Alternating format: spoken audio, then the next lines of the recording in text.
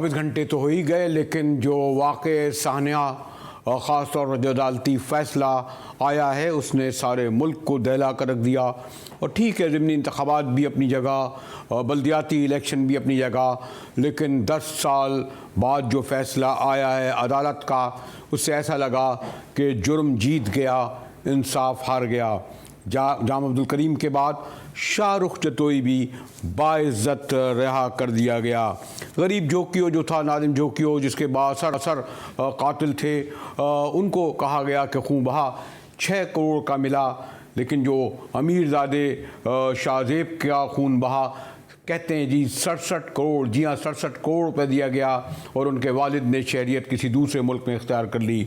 और ये जो 10 साल भी जो गुजारे हैं इस नौजवान ने कैद में रहकर बड़े शाहाना अंदाज में वारे न्यारे कर रहे थे। सुप्रीम कोर्ट ने छापा मारा और बदकिस्मती से जो इंसाफ है वो इतना बेकीमत हो चुका है कि खौफ, लालच और सियासी दबाव के तहत फिर रियासती इदारे देखते रह जाते हैं और इन मजलूमों को समझौता करना पड़ता है।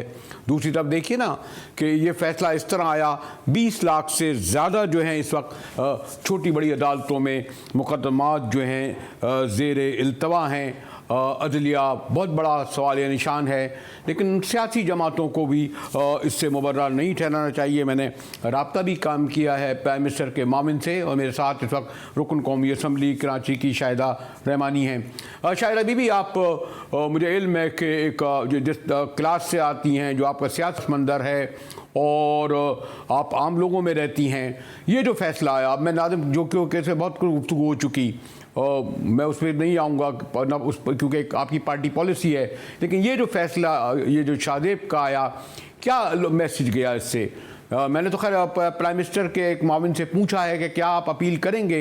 इसी तरह मैं भी ये कहूँगा कि पीपल्स पार्टी मरकज़ में भी है, सूबे में भी है, उसे क्या इस केस के सिलसिले में नहीं जाना चाहिए था, नहीं जाना चाहिए? कुछ ठीक है, इस्लाम में जो कुछ है अपनी जगह इस हवाले से लेकिन ये जो केस हैं इसने दहला कर रख दिया है कि मजलूम को इंसाफ नहीं मिला, नहीं मिलेगा।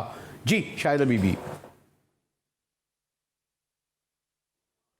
बहुत शुक्रिया मुजाहिद बरेलवी साहब। देखिए, सबसे पहली बात तो ये कि कोर्ट ने फ़ैसला दिया और शाहजेब का जो कत्ल हुआ था इंतहाई अफसोस, किसी भी इंसानी जान का जो कत्ल होता है वो मैं समझती हूँ इंतहाई बहुत बड़ा कीमती नुकसान होता है। और कत्ल जो है वो आपने कुरान पाक में भी जिस तरह आपने कहा कि एक इंसान का कत्ल पूरी इंसानियत का कत्ल होता है, लेकिन उसके बाद जहाँ आपने देखा कि माजी में बहुत कुछ हुआ, मैं उस पर नहीं जाना चाहती, लेकिन कल जो सुप्रीम कोर्ट ने शाहजेब के वर्सा के माफ़ कर देने पर, उनका सुलहनामा जमा करा देने पे, उनका हलफनामा जमा करा देने पे, वो तमाम तर रिक्वायरमेंट जो कोर्ट को थी वो मकतूल शाहजेब के पेरेंट्स ने वो सब चीज़ें जमा कराई।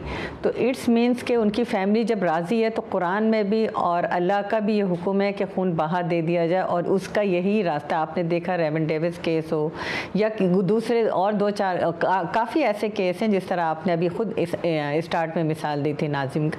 तो ये सारे वो केस हैं जहाँ फैमिलीज़ जो हैं वो खुद एग्री हो जाती हैं। हम बहुत कई केसेस के पीछे ऐसे हम गए हैं, और आपने देखा कि उसके बाद जो है वो उनका जो है वो कोर्ट ने तमाम तर शवाहिद और तमाम तर जो उनके मामला तय हो जाते हैं जब दूसरी फैमिली राज़ी होती है। तो ये अल्लाह का हुक्म है, अब उसके ख़िलाफ़ तो हम नहीं जा सकते। सारी चीज़ें रिक्वायरमेंट करने के बाद उसको रिहा किया गया। आप देखें मिशाल खान का कत्ल भी इसी पाकिस्तान में होता है, कितनी बेदर्दी से होता है। सारा का कत्ल हुआ, कितनी बेदर्दी से हुआ। नूर मुकद्दम का कत्ल हुआ, 12 मई का वाक़या हुआ, 300 से ज़ायद लोग जो है बल्दिया फैक्ट्री में जला दिए गए। तो ये सब कुछ यहाँ पर हुआ। शाहिदा रहमानी साहिबा, क्योंकि आपकी पार्टी जो है वो शहीदों की पार्टी है। शहीद जुल्फ़िकार बड़ी भुट्टो का जो जुडिशल मर्डर था, आज तक आप नहीं भूले। आप शहीद मोहतरमा बेनज़ीर भुट्टो को उनके कातिल नहीं भेजे। कल 18 अक्टूबर को उस जगह खड़ा था जहाँ पहला हमला हुआ था, फिर वो दिसंबर का वाक़या। आपकी पार्टी के बड़े लोगों की शहादतें बढ़ी और अगर किसी इस तरह लोग मारे जाएं तो उसको जस्टिफाई तो नहीं कर सकते। मुजाहिद साहब, हम तो हैं ही, पीपल्स पार्टी विक्टिम है, हमेशा से रही। शहीद जुल्फ़िकार अली भुट्टो को नाकर्दा गुनाह में शहीद कर दिया गया, मोहतरमा बेनज़ीर भुट्टो साहिबा को कर दिया गया, उनके दोनों भाइयों को शहीद कर दिया गया। 18 अक्टूबर को इतना बड़ा सानिया हो गया। लेकिन आपने खुद कहा कि कोर्ट में मुकदमा था, कोर्ट ने अगर तमाम शवाहिद के बिना पे किया तो उसमें मैं और आप जो है वो तुम जब फैमिली उनकी राजी हो गई है, विक्टिम्स राजी हो गई है, शायद बीबी आपकी गवर्नमेंट है और आपकी गवर्नमेंट में खास तौर पर मैं अब फिर नहीं जाऊंगा जो केस में जिसमें एक एमएनए जो थे वो मुलव्विस करा दिए गए थे, उन्हें एक्सपेल करना चाहिए था। इस केस में भी आप जो है सिंध गवर्नमेंट को भी और आप फेडरल गवर्नमेंट में आप लोगों को कोर्ट में फरीक बनना चाहिए था। बिल्कुल, मैंने देखिए जी, मैंने पहले भी अर्ज़ किया कि पाकिस्तान पीपल्स पार्टी बिल्कुल इत्तेहादी हैं और हमने भी कोई वो शाहरुख जतोई हो या शाहजेब, वो कोई पॉलिटिकल फैमिली से या हमारा उनके साथ कोई ऐसा ताल्लुक़ नहीं। लेकिन ये आपने जिस तरीके से कहा, बिल्कुल वो कोर्ट के फ़ैसले हैं और कोर्ट के फ़ैसले में आपने अभी ख़ुद बात की कि अटॉर्नी जनरल कहा कि वो अपील करेंगे, जो कानूनी तरीका है वो करेंगे, तो वो रास्ता अपनी जगह मौजूद है। लेकिन आप अगर ये कहेंगे कोर्ट ने ऐसा फ़ैसला क्यों किया, तो ये कोर्ट के फैसले, और कोर्ट के फैसले में भुट्टो को भी शहीद कर दिया गया था, उसने वो गुनाह नहीं किया। तो आप नहीं मानती, जो आप कोर्ट के फैसले नहीं मानती ना, शहीद जुल्फ़िकार अली भुट्टो का फैसला, हालांकि आप नहीं मानते ना कि जो बाकी जो आपके सियासी दानों के जो हुआ, जब आप उसको नहीं मानती तो मैं इनको भी कह रहा हूं कि कोर्ट के फैसले पर आप अपील तो कर सकती है, आपकी पार्टी इसको चैलेंज तो कर सकती थी ना, फरीक तो इसमें बनना चाहिए ना। देखिए जी, जो कानूनी माहिरीन बैठ के फैसला करेंगे, जो कानूनी रास्ते हैं, अगर हम गवर्नमेंट में हैं, जो अटॉर्नी जनरल साहब जो हैं वो अगर वो फैसला कुछ करेंगे, वो कोर्ट में जाएंगे, तो हम उसके रास्ते में ना रुकावट है, हम उनके साथ हैं। ठीक है। नहीं, आज कौमी असेंबली में देख रहा था कि हर इशू पर गुफ्तगू हुई, आपकी पार्टी बैठी थी, शहरी बीबी रहमान जो है हर इशू पे गुफ्तगू कर रही थी। मैं सिर्फ ये कह रहा हूँ कि आप लोगों से ज़्यादा एक्सपेक्टेशन होती है, ख़ास तौर पर पूरा मीडिया, पूरा सोशल मीडिया इस पर भरा हुआ है कि किस तरीके से बेईमाना तरीके से कत्ल होते हैं और ये किस तरीके से रहते हैं। तो लोग आपसे ज़्यादा तवक्को रखते हैं, यानी आपकी पार्टी से ज़्यादा रखते हैं, आपके मुंतखब अरकान से रखते हैं। इसीलिए मुझे पता है कि आपका एक दूसरा बैकग्राउंड है, आप एक कमिटेड पॉलिटिकल वर्कर हैं, हम आम लोगों के क्लास की हैं, शायद उस तरह जाने जाए, लेकिन एज ए पार्टी आपको कौमी असम्बली की अपनी इसको संजीदगी से रखना चाहिए था और चाहिए। देखिए मुजाहिद साहब, बिल्कुल आपने वजह फरमाया। मैंने पहले भी अर्ज़ किया कि पाकिस्तान में बहुत ज़्यादा इस तरह, अभी 1 महीना नहीं हुआ, आपके एक सहाफ़ी के जो बेटे ने मर्डर किया, एक सारा का, वो भी हमारे सामने, नूर मुक़द्दम का भी है, मिशाल खान का भी, बहुत केसेस हैं और हम हमेशा मकतूल के साथ खड़े रहे हैं। पीपल्स पार्टी ने हमेशा मकतूलीन का साथ दिया, क्योंकि हमारी जमात खुद, हमारे लीडरान, मैंने खुद कहा कि चाहे वो आपने देखा शहीद अमीर मुर्तज़ा साहब हो, शहीद शाहनवाज़ हो, शहीद मोहतरमा बेनज़ीर भुट्टो साहिबा हो, सबका किस तरीके से जो है एसिसनेशन हुआ है और ये सारी चीज़ें हमारे सामने, और हमने हमेशा मकतूलीन के साथ दिया और इसमें भी जहाँ भी होगा, जैसे भी होगा, उसमें हम मकतूल के साथ खड़े, मकतूल की फैमिली के साथ खड़े। शुक्रिया शाहिदा रहमानी, रुकन कौमी असम्बली पाकिस्तान पीपल्स पार्टी। और मैंने कहा कि शाहिदा बीबी बहरहाल दीगर लोगों के मुकाबले में कराची से इनका ताल्लुक़ है, रहती भी उसी इलाके में हैं। मैं तो चाह रहा था कि ज़रा बासर पार्टी के उन कायदीन ने जो बहुत सारे समझौते कराने में जो क्यों केस हो ये हो शामिल रहें, उनको सवाल करता, लेकिन जो एक खुला मर्डर हुआ है और फिर भी शरीयत और इस्लाम का नाम लिया जाता है। इसलिए जब ब्रेक के बाद आऊँगा तो हमारे मेहमान होंगे बड़े खीनियर आलिम दीन, तो उनसे पूछेंगे कि मुफ्ती ज़ुबैर साहब इस्लामी निगरानी काउंसिल के मजहबी नुक्ते से ये कितना, खैर उन्हीं से सवाल करेंगे। हमारे साथ रहिएगा, मिलते हैं एक ब्रेक के बाद।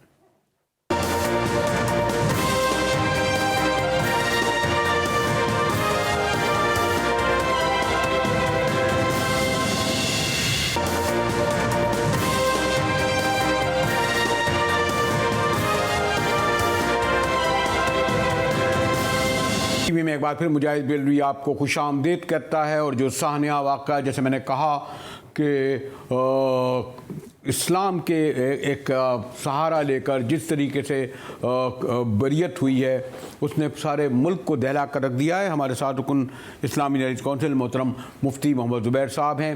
ज़ुबैर साहब, आपने ज्वाइन किया, शुक्रिया। लेकिन हमारा जो मज़हब है भाईचारे का, दर्दमंदी का, और ख़ास तौर पर गरीब व अमीर में नहीं देखता, फ़र्क नहीं देखता, इंसाफ का। आप देख रहे हैं कि किस तरीके से अब इसको इस्तेमाल किया जाने लगा। मुझे याद है कि अमेरिकन एक जो उसने कत्ल किया था लाहौर में, किस तरीके से समझौता हुआ। एक अभी जोकियो एक आम आदमी था गरीब, उसको मारा गया, 62 MNA तरह हो गया। और ये वाला केस, इसमें कहते हैं जी 67 करोड़ रुपए दिए गए। मुफ्ती साहब आप तक मुफ्ती ज़ुबैर साहब मुफ्ती ज़ुबैर साहब तक जी, मुफ्ती साहब आप तक का मेरा सवाल गया जी? मुफ्ती साहब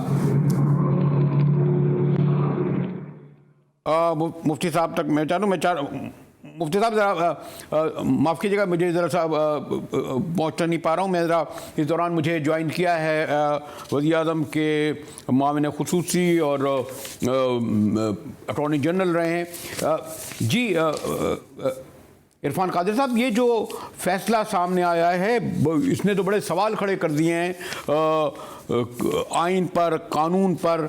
सुप्रीम कोर्ट में 20 लाख से ज़्यादा केसेस ज़ेर इल्तवा हैं और उनके फैसले नहीं आते, गरीब को इंसाफ नहीं मिलता।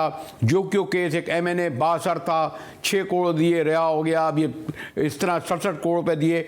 और बड़ा मैं देख रहा था आज कौमी असम्बली के इलाजी बड़ी बेदिली से अटॉर्नी जनरल साहब ने कोई नोटिस वगैरह दिया है कि बड़े लोग बरी हो जाते हैं। आप जैसे लोगों से तो कोई आती है, अब तो आप प्राइम मिनिस्टर के माविन भी है, इस पर कुछ आवाज़ उठाते जी? जहाँ तक हुकूमत का ताल्लुक है उस पर तो आप देखें कि इनको सजा हो चुकी थी और अब ये प्योरली एक अदालती फैसला है जिसपे कि बहुत से लोग जो हैं वो हैरान है। आपकी तरह से मैं भी हैरान हूँ कि ये कैसे हुआ। और इसी तरह से तशवीश का इजहार अटॉर्नी जनरल साहब ने भी किया और अटॉर्नी जनरल साहब की जो प्रेस रिलीज है इस पे वो बड़ी क्लियर है और उन्होंने कहा है कि हम इसके खिलाफ रिव्यू में जाएंगे। तो डेफिनेटली ये कहना कि हुकूमत का इसमें कोई रोल है, हुकूमत का कोई रोल नहीं है, बल्कि हुकूमत तो चाह रही है कि ये जो अदालती फैसला है अदालत इसको रिव्यू करके ख़त्म करे। ठीक है, हमारे साबिक अटॉर्नी जनरल और इस वक्त प्राइम मिनिस्टर के मामले खुशी कहते हैं। मुफ्ती साहब, मैं मौके आपने सुना इनका कि हम भी हैरान हैं, लेकिन आज मैं कौमी असम्बली को देखता रहा तो लोग खामोश रहे, बाकी भी कोई रद्द अमल नहीं आया। मामूल की बात हो गई है कि इस तरीके से बड़े लोग कत्ल करते हैं। और ना सिर्फ आपने देखा कि किस तरीके से उसकी तस्वीरें छपती थी अस्पतालों में, बड़े ऐशो इशरत से रहा और आखिर में ये हुआ कि उसके वालिद शायद पैसे लेके चले गए, मुल्क छोड़ के चले गए। मुफ्ती साहब, ये जो इस्तेमाल किया जाता है शरीयत और इस्लाम का, कसास का, जी? बिस्मिल्लाहिर्रहमानिर्रहीम, नहमदुहु व नुसल्ली अला रसूलिल करीम, अम्मा बाद। मेरी आवाज आ रही है? जी जी जी मुफ्ती साहब। जी मुजाहिद साहब, गुजारिश ये है जब कोई बंदा कत्ल हो जाता है तो कत्ल होने के बाद, आमदन कत्ल के बाद वरासा को कुरान करीम ने, शरीयत ने 3 राइट और 3 बुनियादी इख्तियारात दिए हैं। पहला इख्तियार ये दिया है कि खून के बदले खून, वलकुम फिल क़िसासी हयातुन या उलिल अलबाब, सूरह बकरा आयत नंबर 179। अल्लाह रब्बुल इज्जत फरमा रहे हैं, इंसानों तुम्हारे लिए क़िसास में खून के बदले खून के अंदर हयात जावेदानी है, जिंदगानी है। पूरी इंसानियत के लिए इसमें हयात और जिंदगी है। ये पहला इख्तियार है। दूसरा इख्तियार ये है कि जो वरासाए मक़तूल हैं अगर वो माफ करना चाहते हैं तो वो माफ भी कर सकते हैं। तीसरा इख्तियार ये है कि अगर वो उस खून के बदले में कोई पैसे लेना चाहते हैं तो फिर वो पैसे लेकर के भी माफ कर सकते हैं। ये एक मखसूस खुदाई रहमत और शफकत का एक कानून है। लेकिन जहां कहीं पर भी ये कानून बयान किया जाता है तो अधूरा सच, अधूरी हकीकत बयान की जाती है, पूरी बात बयान नहीं की जाती। जब भी आमदन कत्ल होता है तो भाई मुजाहिद बरेलवी साहब, गुजारिश ये है, उसमें 2 किस्म के जुर्म पाए जाते हैं। एक तो जुर्म पाया जाता है कि उसने किसी को कत्ल किया, लिहाजा कत्ल के बदले में कत्ल आए, या फिर वरसाए मकतूल को दीगर इख्तियारात दिए गए, मगर एट द सेम टाइम वो दहशत गर्दी का मुर्तकिब हुआ, वो माहौल को बिगाड़ने का मुर्तकिब हुआ, उसने जुर्म को सरेआम उसका इर्तकाब किया, उसने रियासत को, रिट ऑफ द गवर्नमेंट को, खिलाफत को, हुकूमत को, अदालत को, उसके पुरअमन माहौल को उसने चैलेंज किया है। ये दूसरा जुर्म है। अब मामला क्या है, खल्त मबहस किया जाता है, मामले को गड़बड़ किया जाता है। अगर किसी मकतूल के वरसा को शरीयत ने ये इख्तियार दिया है कि वो माफ कर दें, तो ये तो उनका एक ज़ाती और पर्सनल मामला है, लेकिन सवाल ये है कि रियासत कहाँ है, अदालत कहाँ है, हुकूमत कहाँ है? वो रियासत और अदालत क्यों उसको ताज़ीरी सजा नहीं देती है? कहाँ कुरान या हदीस में ये लिखा है कि अगर वो रसाए मकतूल किसी कातिल को माफ कर दे तो रियासत भी उसको चमचम प्लेट के अंदर रख करके पेश कर दे, रियासत भी उसके बारे में आंखें बंद कर ले? ये कहाँ कुरान और हदीस में लिखा है? बल्कि शरीयत के तमाम कुतुब और तमाम स्कूल ऑफ थॉट के अंदर ये है कि अगर वो रसाए मकतूल अपने राइट को इस्तेमाल करते हुए माफ कर भी देते हैं, तब भी अदालत, खिलाफत, हुकूमत, स्टेट, रियासत, रिट ऑफ द गवर्नमेंट को और कोर्ट को बाकायदा ये इख्तियार है कि उसको ताज़ीरी सजा दें, उसको पकड़ें, उस पर जुर्माना लगाना चाहते हैं, उसको सजा देना चाहते हैं, जो करना चाहते हैं। लेकिन मोहतरम मुफ्ती साहब, मोहतरम मुफ्ती साहब, मोहतरम मुफ्ती साहब, मोहतरम मुफ्ती साहब, इसमें मुश्किल, मोहतरम मुफ्ती साहब, मुफ्ती साहब, इसमें मुश्किल ये है, मुफ्ती साहब, मोहतरम मुफ्ती साहब, उसको चमचम दिया जा सकता है, मुफ्ती साहब, मोहतरम मुफ्ती साहब, इसमें मुश्किल ये है कि वो जो बेचारा गरीब होता है, वो जिस इलाके में रहता है उस पर सियासी दबाव पड़ता है, पुलिस उस पर दबाव डालती है, फिर लालच दिया जाता है, ये जो और उसे पता है कि वकील करूंगा तो लाखों खर्च होंगे, फिर जो जज होते हैं, इसलिए जो आप इस्लामी नज़रियाती कौंसिल है आपकी, इसको नशिस्तन गुफ्तन बर्खास्तन तो नहीं होना चाहिए, इस्लामी नज़रियाती कौंसिल को इसमें फरीक बनना चाहिए। मुफ्ती साहब, मैं दोबारा दोहराता हूं कि इसमें इस्लामी नज़रियाती कौंसिल को एक फरीक बनना चाहिए, इसलिए कि गरीब जो है नहीं जा सकता, इंसाफ उनको नहीं ले पाता। जी जी मुफ्ती साहब, मुझे आवाज नहीं आई। आपकी आ रही आवाज मुफ्ती साहब? जी फरमाइए मुफ्ती साहब, फरमाइए आप मुफ्ती साहब।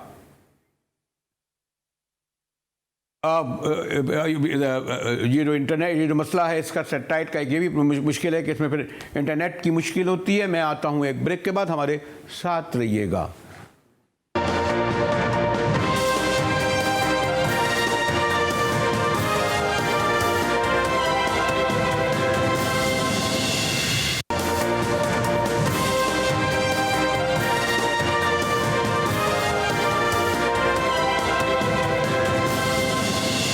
हमारे साथ हैं मोहतरम मुफ्ती मोहम्मद ज़ुबैर साहब, रुकन इस्लामी नज़रियाती कौंसिल।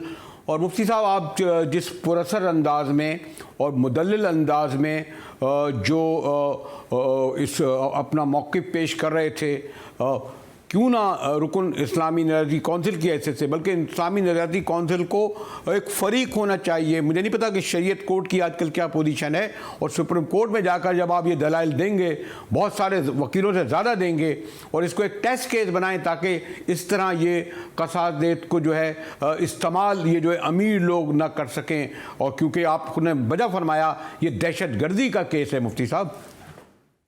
जी देखें, बात यही है, अब कल से जब से ये शाहरुख जतोई की बरियत का मामला आया, तो हमारे कई सारे सेकुलर और लिबरल दोस्त या रेमंड डेविस के मौके पर, या जो कोयटा के अंदर बेचारे एक सार्जेंट को अब्दुल मजीद की तरफ से जो खुलेआम रमजान में रोड पर सार्जेंट को कत्ल किया गया, ऐसे तमाम के तमाम मामला पर इस्लाम के कानून क़िसास को अंडर डिबेट लाया जाता है, और फौरी तौर पर कह दिया जाता है कि दो खानदानों ने आपस के अंदर सुलह कर ली।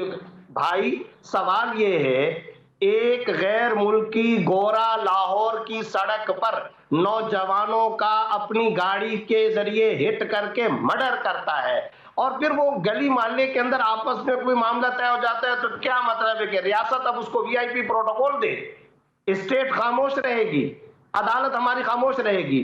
खून बहा है, चौक पर बहा है, चौरंगी पर बहा है, सड़क पर बहा है, सारी दुनिया के सामने बहा है। तो इस तरीके से जब एक कत्ल हुआ, कत्ले आम हुआ, तो कौन ये कह रहा है, किस स्कूल ऑफ थॉट और किस मसलक ने ये कहा है कि अदालत, रियासत, हुकूमत अपनी रिट के बारे में वहां पर खामोशी का मुजाहरा करे? हरगिज नहीं है। हुकूमत को, अदालत को ये कहना चाहिए, भाई वो गली मोहल्ले के किसी खानदान ने माफ कर दिया या बदले के अंदर पैसे ले लिए, वो उनका मामला, वो जाने, उनका काम जाने, लेकिन तुमने हमारी स्टेट, रियासत, उसके माहौल, उसकी इन्वायरमेंट को न सिर्फ ये कि खराब किया है, तुमने टेररिज्म का एक इर्तिकाब किया है, दहशतगर्दी का इर्तिकाब किया है, खूनो खून कर दिया है, हम तुमको सजा देंगे। यही ताजीरी सजा का नहीं तो इस्लामी नजरियाती काउंसिल, इस्लामी नजरियाती काउंसिल, इस्लामी नजरियाती काउंसिल क्यों नहीं फरीक बनती? आप क्यों नहीं अपनी इस वक्त बुलाते? इसको नशिस्तन गुफ्तन तो नहीं होना चाहिए इस्लामी नजरियाती काउंसिल को? देखिए, गुजारिश ये है, काउंसिल ऑफ इस्लामिक आइडियोलॉजी का एक मखसूस दायरा है और वो शरीयत की रोशनी में पार्लिमान को एडवाइजरी बोर्ड के तौर पर काम करता है। यकीनी तौर पर हमारे पास जब कोई केस आता है या पार्लियामेंट की तरफ से कवानीन का शरई जायजा लेने के लिए, in the light of the Quran और सुन्ना, उसका जायजा लेने के लिए काउंसिल की तरफ कोई केस रेफर किया जाता है, तो काउंसिल उसके ऊपर अपनी शरई राय पेश किया करती है। इस मौजू पर हम ये कर सकते हैं कि सिफारिश पेश कर दे, इस मौके पर हम ये जरूर कर सकते हैं कि शरई पोजीशन वाज़ेह तौर पर बयान कर दे। लेकिन जहां तक ताल्लुक है, ये कोर्ट मैटर है, वफाकी शरई अदालत बल्कि सुप्रीम कोर्ट का मामला है।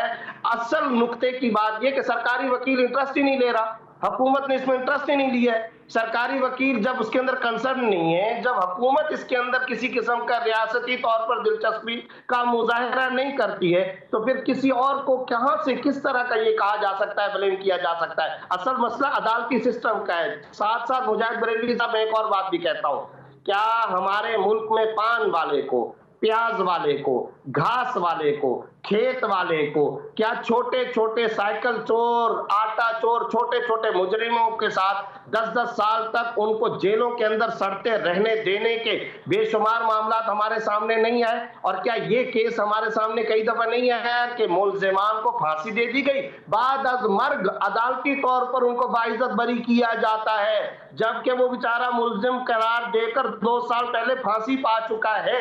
हमारा पूरा अदालती सिस्टम, इस वक्त अदालती निजाम fail, it is pure court system failure.